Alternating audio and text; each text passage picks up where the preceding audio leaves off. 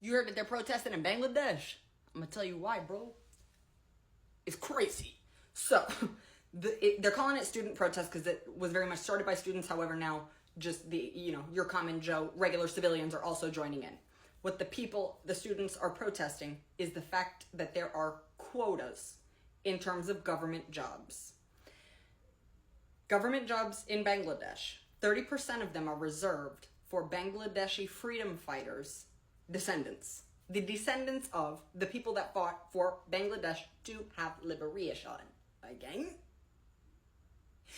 So the people are protesting because they're like, I don't give a fuck how hardcore your granddad was, bitch. Are you qualified for the job or not?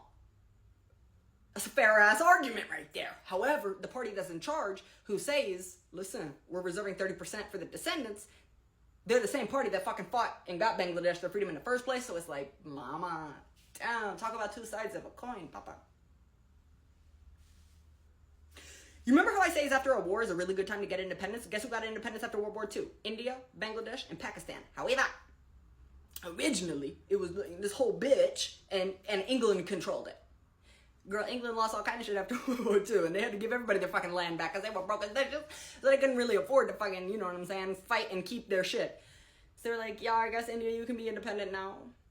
India-pendant. And, but like, let's draw some circles around these two areas, because India, you are mostly a Hindu population, but these two areas, present-day Pakistan and Bangladesh, are mostly Muslim communities. So, here goes two dividers. And what we're going to have is East Pakistan, India, West Pakistan. What's in between East and West Pakistan? The entire fucking country of India. What? So although the British thought they had it all figured out because they were like, hang on, you're Muslim, everything should be fine. You guys shouldn't have any problem getting along, being, governed by the same thing. Babe, hey, England, if I've learned one thing, it's that I got 5 fingers and they're all different. So, obviously, off top, we have issues. Because, yes, they are both Muslim communities. And by the way, for this, just to make my life make sense, we're calling it Bangladesh and Pakistan, bro. I can't deal with the East and West. It's confused my spirit. Bangladesh, they speak Bengali. Pakistan, they speak Urdu. Bengali, as a culture, as a culture, as a language, etc., does have a lot of Hindu influence.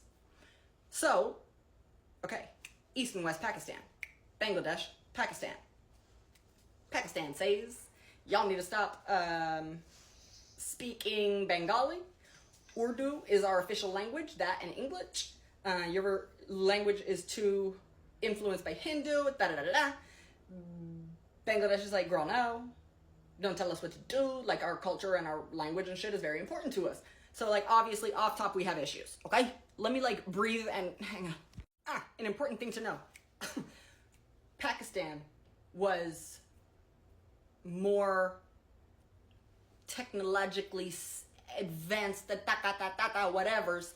Bangladesh was more, like, very much like an agricultural society and everything. So, although East and West Pakistan were governed by the same shit, a lot of time, Pakistan, they were the ones, like, they had all the fucking government control and everything because they were more advanced.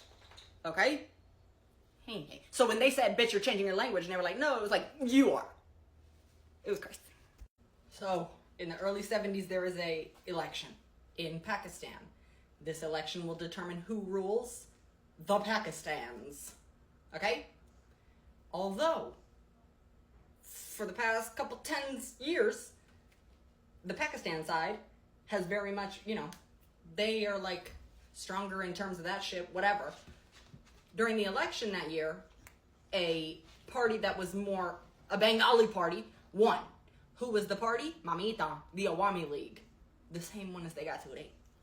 So, the Awami League, okay, so when they won, Pakistan was like, they like basically refused to, the turnover of power.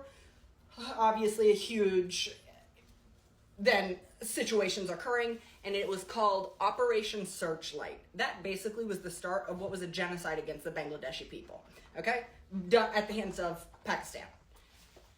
Bro, it's gonna seem left field, but I swear to God it comes together. The other day when I was talking about Tricky Dick, Richard Nixon, one of the things I forgot to say is that something that he did during his time in office some people love, some people hate, was establish any kind of relations between the United States and China after World War II. Okay? Because after World War II was the Cold War, aka communism versus capitalism. So the US had no fucking parts. However, it sure would be beneficial to us, the United States, to have at least good diplomatic and domestic relations with China. You know who already was homegirls with China? Pakistan. Okay? So, shit breaks out, right? Between Pakistan and Bangladesh, because Pakistan basically is refusing to the government. Alright, I hope you fuck. So, Pakistan, India, Bangladesh. India helps Bangladesh in their fight against Pakistan and for Bengali independence, Bangladesh to be their own independent country. India helps with that.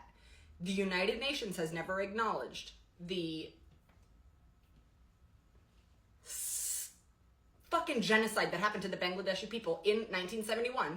The UN has not acknowledged it because India came to help Bangladesh. India previously, in that year, 1971, had signed a, let's be friends agreement or something with the USSR, with Russia. The UN is not fucking with communism, okay? Now, who helped Pakistan, you ask? The United States of America. Whilst Nixon was in office. Because the reason and the way Tricky Dicky fucking Richard Nixon was able to become homegirls with China and able to step his ass onto China, on Chinese land, because he went and visited there in 74. It's fucking mid-70s. We didn't get involved in the conflict, but we armed the shit out of the Pakistani people. The Pakistani army that was shitting on Bangladesh, the US they armed them through Iran and Jordan, armed Pakistan. And then Pakistan basically put in a good word with China and was like, you and America should be friends. And that's how that happened. Amazing. Regardless, the Bangladesh freedom fighters were all members of this Awami League, this league that had just won the election. So once this huge, the numbers are anywhere from 300,000 Bengali people. It's either 300,000, anywhere from 300,000 to 3 million people were killed in 8 months. Insane. So with that, obviously there was a mass exodus. A lot of people escaped and did X, Y, and Z. But some people stayed, fought against the Pakistani army, and did win Bangladesh their independence.